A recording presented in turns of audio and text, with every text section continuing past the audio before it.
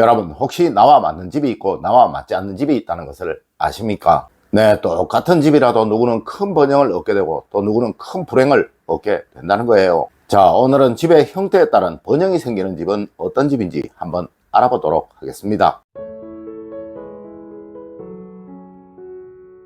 여러분, 안녕하세요. 이정민입니다. 여러분, 혹시 예전 한보그룹의 정태수라는 분을 아십니까? 이 사람이 당시 부도가 날 때 살았던 집이 월세만 몇천만 원씩 하던 집이었는데, 이 집이 과거 정주영 회장님이 살면서 현대라는 그룹을 일구었던 집이라고 하여 그 비싼 월세를 주며 입주하여 살았었다고 합니다. 물론 그 집은 일제강점기 시절 한국 최고의 부자였던 박흥식이라는 사람이 살았던 집이라고 해요. 네, 그 터에 집을 지으면 큰 부자가 된다고 말했던 집이라는 것이죠. 여러분, 그런데 왜 정태수 씨는 그 집에 살았지만 폭삭 망하게 되었던 것일까요? 맞습니다. 터가 아무리 좋아도, 집이 아무리 좋아도 그곳에 거주하는 사람과 맞지 않게 되면 그곳은 오히려 흉한 곳이 되어버린다는 것이죠. 물론 터가 좋지 않고 집이 좋지 않더라도 그곳에 거주하는 사람과 잘 맞으면 오히려 그곳은 큰 발복을 이루는 곳이 되는 거예요. 여러분, 혹시 여러분의 집은 얼마나 여러분과 잘 맞는지 아시나요? 자, 오늘의 이야기 한번 들어보시고 잘 판단해 보시도록 하세요.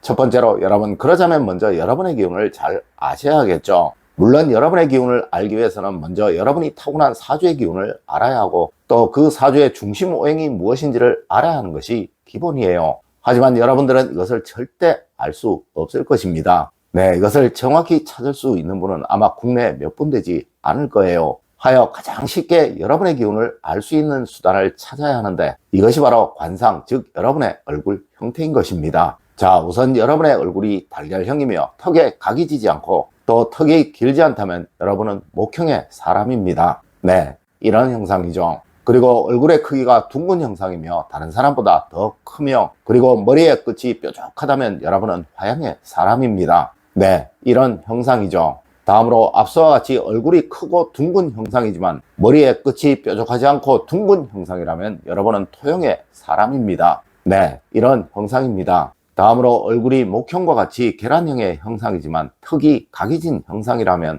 여러분은 금형의 사람입니다. 네, 이런 형상입니다. 그리고 마지막으로 얼굴이 길고 또 턱이 긴 형상이고 또 피부가 유독 흰 형상이라면 여러분은 수형의 사람입니다. 네, 이런 형상이죠. 이렇게 자신의 얼굴의 형상을 아셨다면 이제 여러분이 살고 있는 집의 형태를 아셔야겠죠.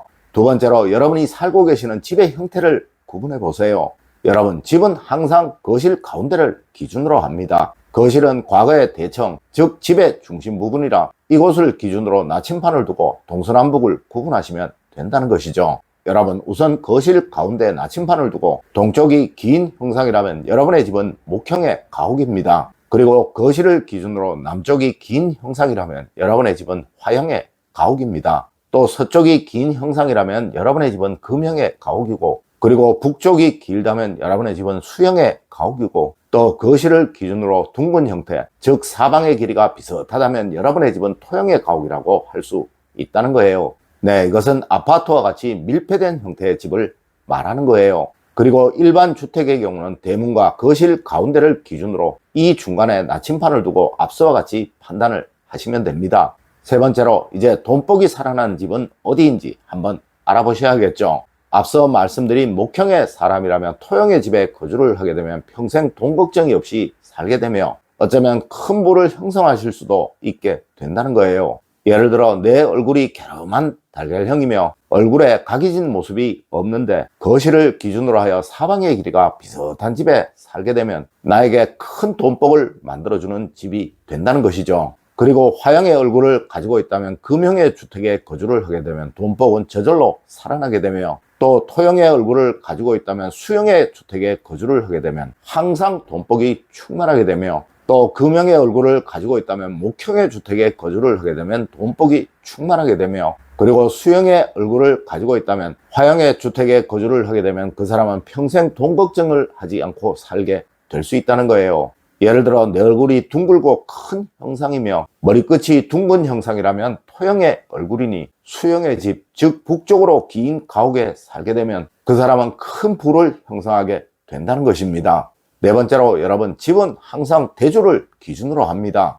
네, 앞서 말씀드린 사람은 집안에서 돈을 벌어오는 사람, 즉 가업의 기본이 되는 사람을 말하는 거예요. 물론 이것은 집이 아니라 사업장이라도 마찬가지인 것이죠. 예를 들어 남편이 집안에서 가장 많은 돈을 벌어오고 있다면 남편을 기준으로 이것을 판단해야 하며, 또 아내가 집안의 생계를 책임지고 있다면 이것은 아내의 얼굴 형상으로 판단을 해야 한다는 거예요. 그리고 사업장의 경우는 사업장 대표의 얼굴 형상을 기준으로 판단을 하면 됩니다.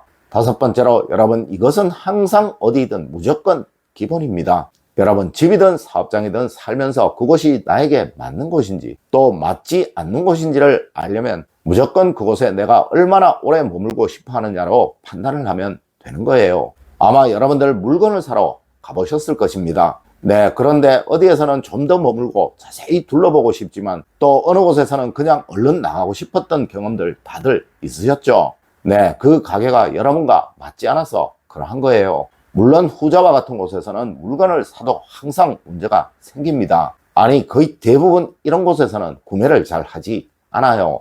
이는 여러분이 한 번씩 가시는 커피숍이나 식당 그 외 다른 곳들도 다 그러합니다. 실제로 여러분이 오래 머물고 싶어 하는 곳, 왠지 편한 곳이 있고 또 왠지 불편하고 가고 싶지 않은 곳들이 있다는 것이죠. 맞습니다. 이는 집은 더욱 중요하다는 것입니다. 만약 여러분의 기운과 맞지 않는 집에 거주를 하시게 되면 항상 여러분의 기운은 다운이 될 수밖에 없으니 여러분의 기가 절대 잘 살아날 수가 없게 된다는 것이죠. 물론 잘 맞는 곳에 거주를 하게 되면 항상 여러분의 기는 잘 살아나게 되니 늘 몰래도 다 잘 되게 되는 거예요. 여섯 번째로, 맞지 않는 집에 거주를 하게 되면 항상 이것은 하셔야 하는 것입니다. 여러분, 예를 들어서 돈복을 잘 살려주는 집에 살게 되면 뭐든 할 필요가 없어요. 단지 집안 정리만 잘하고 청결히 단정히만 하면 된다는 것이죠. 하지만 나의 돈복을 없애는 집에 살게 되면 나도 모르게 늘 돈이 새어나가 버리게 됩니다. 또 하는 일도 늘 끊임없이 막혀버리게 됩니다. 하여 돈 문제로 늘 어려움과 힘듦을 겪다가 궁극에는 큰 불행을 겪게 되는 것입니다. 네, 이럴 때는 제복을 살려주는 방향에 항상 꼭 신경을 써야 하고 그곳에 기운이 잘 살아날 수 있도록 만들어 주어야 한다는 것이죠. 만약 여러분이 목형의 얼굴을 가지고 있다면 집의 가운데, 즉 거실 가운데 근처를 늘 청결히 하시고 비워두시고 항상 막힘이 없도록 만들어야 하며, 또 화형의 얼굴을 가지고 있다면 집의 서쪽을 앞서와 같이 해두어야 하고, 토형의 얼굴을 가지고 있다면 집의 북쪽이 이러하도록 만들어야 하며, 그리고 금형의 얼굴을 가지고 있다면 집의 동쪽이 이러하도록 만들어야 하며, 마지막으로 수형의 얼굴을 가지고 있다면 집의 남쪽이 늘 비워져 있고 늘 단정해야 하며 또 청결해야 한다는 것이죠.